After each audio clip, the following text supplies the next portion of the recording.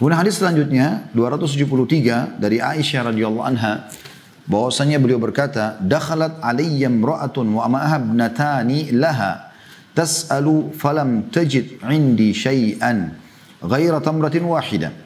Fa'ataituha iyyaha faqasamatha baina ibnatayha wa lam ta'kul minha thumma qamat fa kharajat.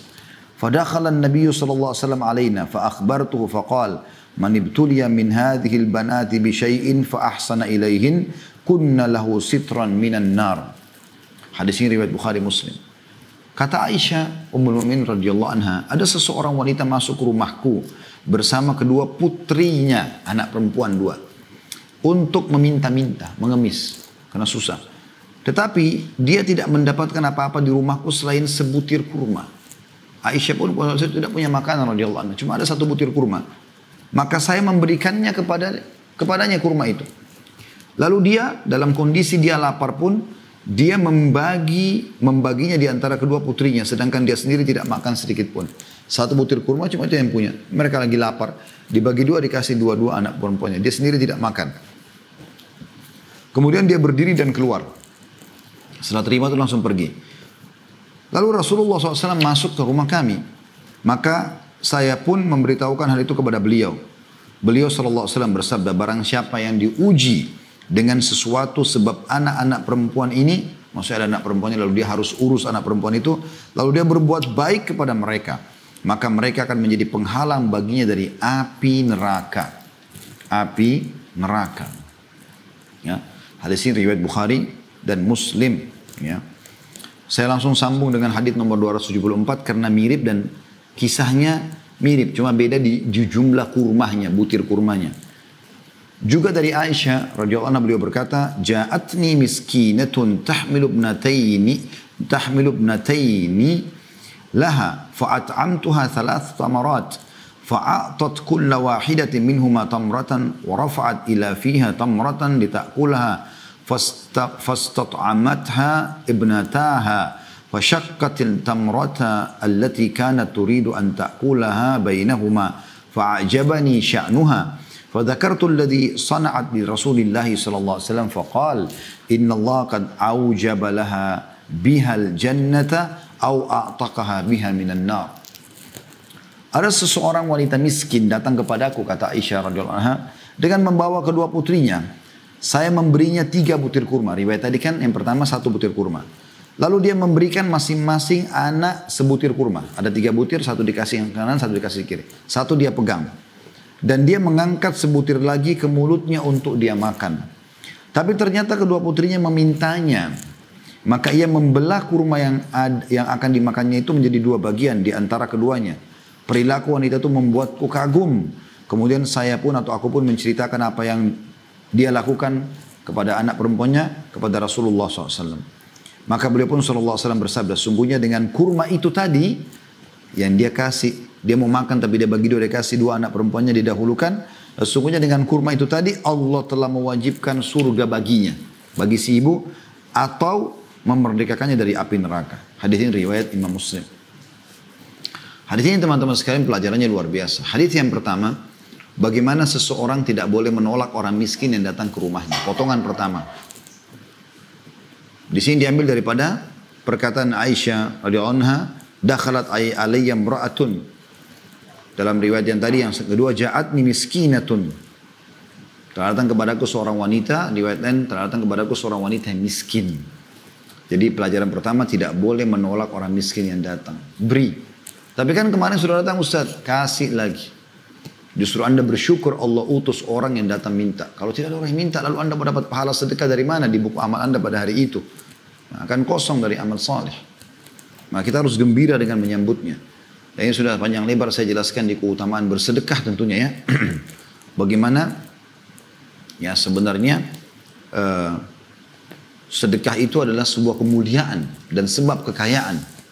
Sudah panjang lebar, mungkin ada 2 atau 3 kali, bahkan lebih mungkin ya. Sering kali kita membahas tentang keutamaan sedekah. Bahkan 2 atau 3 pekan yang lalu, 2 pekan berturut-turut Senin itu 2 kali kita membahas tentang keajaiban sedekah dan hidup berkah dengan bersedekah. Ya.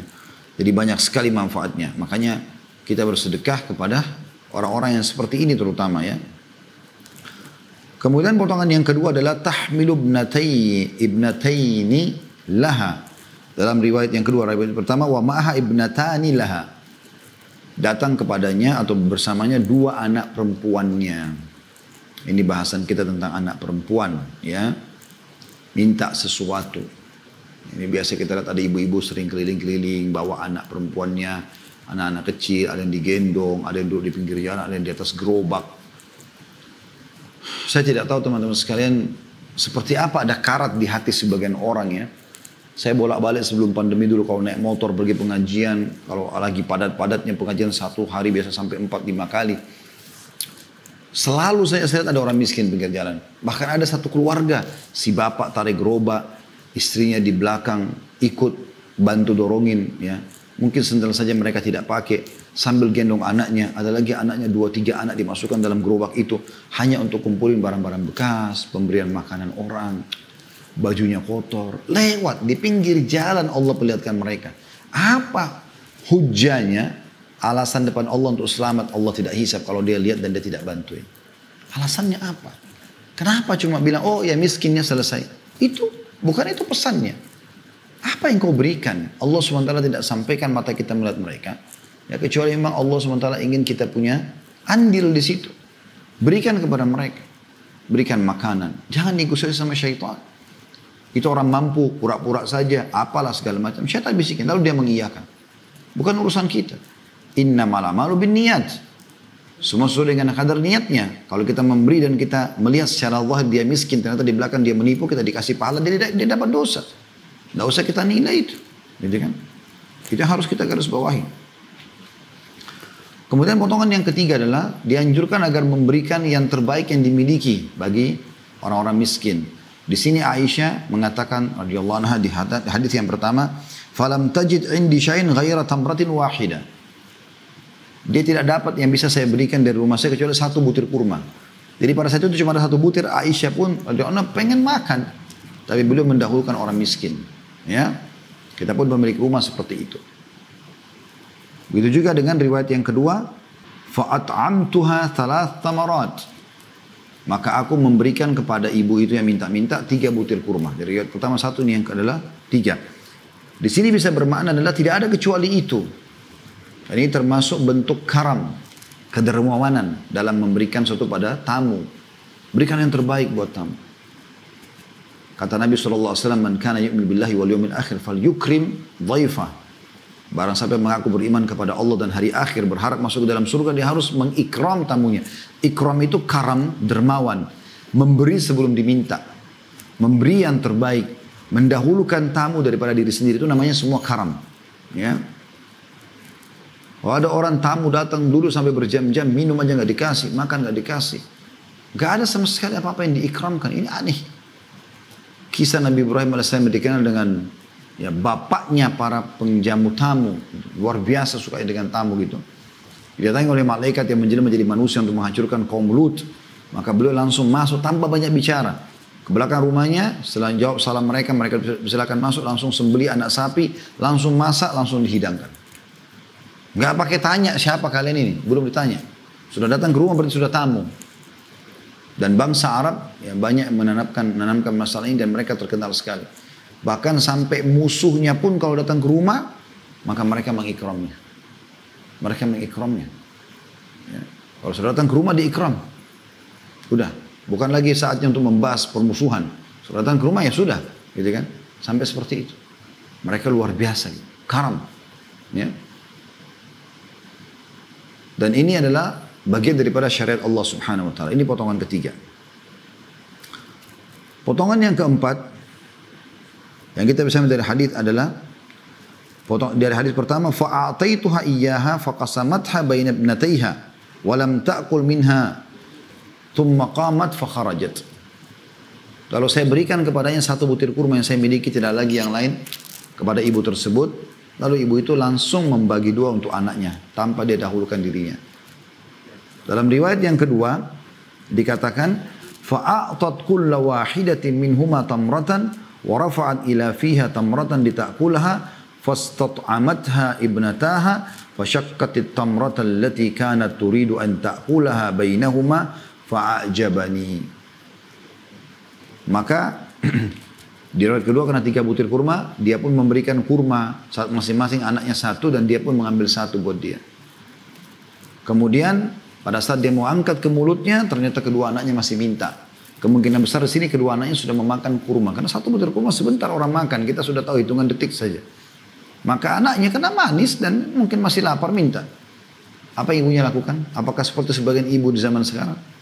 Dia kalau masak makanan kesukaannya, teriak sama anaknya, jangan sentuh makanannya ibu. Jangan sentuh makanannya abah atau ayah. Jangan begini dan begitu. Bakhil terhadap anaknya sendiri. Subhanallah. Gitu kan? Di sini ibu ini, nanti kata-kata closing dengan manfaat yang didapatkan adalah bagaimana mendahulukan anaknya walaupun dia lapar. Dahulukan dia kasih anaknya. Dia sudah mau makan, dia tidak bilang, nak kan tadi sudah masanya umi kasih atau ibu kasih. Gitu kan? Cukup, ini buat ibu juga lapar. Enggak. Tak pakai banyak negosiasi, anaknya lebih suka dibagi langsung. Seperti itulah. Maka kata Aisyah radhiyallahu anha, fa'ajabani. Maka aku sangat kagum dengan sikapnya. Kenapa Aisyah kagum? Karena memang ini jarang terjadi. Ya. Biasanya kalau lapar ya dia dulu makan. Ada lebih baru dia kasih anaknya, mau anaknya nangis, mau apa terserah. Gitu. Ini pelajaran yang luar biasa dari hadis ya. Potongan keempat dari hadis tentang masalah bagaimana mendahulukan kebutuhan anak, terutama anak perempuan. Walaupun kita sendiri butuh itu.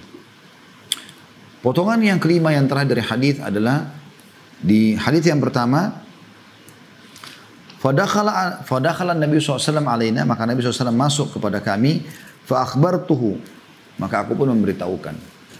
Faqal, man ibtuliya min hadhil banati bi syai'in fa ahsana ilaihinna kunna lahu sitran minan nar. Siapa yang diuji oleh Allah SWT dengan beberapa anak perempuan yang seperti itu, ya, atau anak perempuan, maka lalu dia tetap berbuat baik sama mereka, mendahulukan mereka, ya, memuliakan mereka, maka anak-anak perempuan itu jadi penghalang baginya dari api neraka. Riwayat yang kedua, fadzakartu alladhi sana'at li Rasulillah sallallahu alaihi wasallam, lalu aku menceritakan apa yang telah perempuan itu lakukan kepada anaknya. Kagum melihat itu. Dia pengen makan tapi dia tetap dahulukan anaknya, dikasih walaupun anaknya sudah dapat tadi kurma satu-satu masing-masing di riwayat yang kedua. Faqala, maka Nabi SAW bersabda, Inna Allah qad awjaba laha bihal jannah. Allah telah mewajibkan, aujab, memastikan ibu itu mendapatkan surga karena perbuatannya tadi.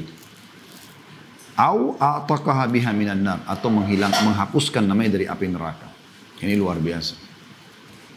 Ya, begitu banyaknya peluang kita untuk mendapatkan surga dan selamat dari neraka hanya dengan mendahulukan anak perempuan kita. Muliakan mereka. Berikan pakaian yang terbaik, makanan yang terbaik. Mereka memang suka manja, gendong mereka, sayangi mereka, cium mereka. Tanyakan kabarnya, penuhi kebutuhannya. Sampai pernah Hasan Husain lewat di hadapan Nabi SAW, lalu Nabi peluk, ciumin. Dalam riwayat lain dikatakan, sampai Hasan kalau datang radhiyallahu anhu, itu seringkali dipegang tangannya sama Nabi SAW, lalu kakinya menginjak kaki Nabi, terus saja kakinya naik ke lutut Nabi, ke paha Nabi, sampai Nabi SAW tidur di tanah, lalu Hasan ada di atas dada Nabi SAW. Nabi ciumin mereka. Maka ada seseorang dari Badui, sahabat, melihat kaget, dia mengatakan, apakah kalian cium anak kalian? Saya memiliki 10 orang anak, belum saya cium sama sekali. Maka kata Nabi SAW, saya mau buat apa lagi kalau Allah sudah mengangkat kasih sayang dalam hatimu? Rangkul mereka, mereka aset gitu. Saya kadang-kadang heran kalau melihat ada orang tua sibuk hanya marah saja sama anaknya. Anak itu sampai luar biasa, kayak terpaksa tinggal sama orang tuanya. Anda tahu kenapa anak Anda tidak betah di rumah? Justru karena sikap Anda yang kasar. Kapan Anda baik sama mereka, Anda rangkul mereka, Anda penuhi kebutuhannya, maka pasti dia akan melekat. Orang tua yang berhasil adalah orang tua yang membuat anaknya selalu saja merasa butuh dengan orang tuanya walaupun sampai sudah dewasa, sampai tua pun. Itu orang tua yang berhasil. Hadis selanjutnya nomor 275 dan kita akan lanjutkan insyaallah, tinggal 3 buah hadis ya. Berbunyi dari Abu Shuraih Khuwailid bin Amr al-Khuzai radhiyallahu anhu, beliau berkata, Nabi SAW bersabda, Allahumma inni uharriju haqqad dha'ifaini al-yatimi wal mar'ati. Ya Allah, aku menetapkan kesempitan atau dosa pada hak 2 orang yang lemah, yaitu anak yatim dan wanita. Hadis hasan diriwayatkan oleh An-Nasa'i dengan sanad yang jayyid. Lalu dikatakan oleh Imam Nawawi rahimahullah, makna ya, di sini uharriju adalah aku menimpakan dosa pada orang yang menyanyiakan hak keduanya. Dan aku memperingatkan hal tersebut dengan peringatan yang serius dan melarangnya dengan sangat keras. Ya. Hadis ini teman-teman sekalian menggambarkan kepada kita tentang Nabi SAW mengancam dengan berat. Hukuman yang berat, dosa yang berat.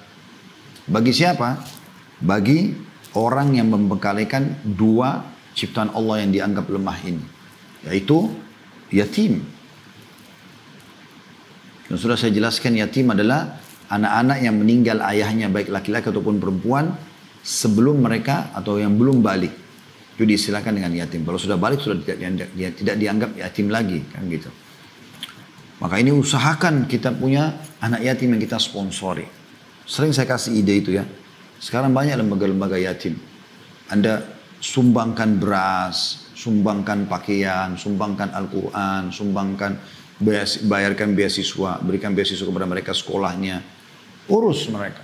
Sebanyak mungkin yang Anda bisa. Itu satu hal yang luar biasa.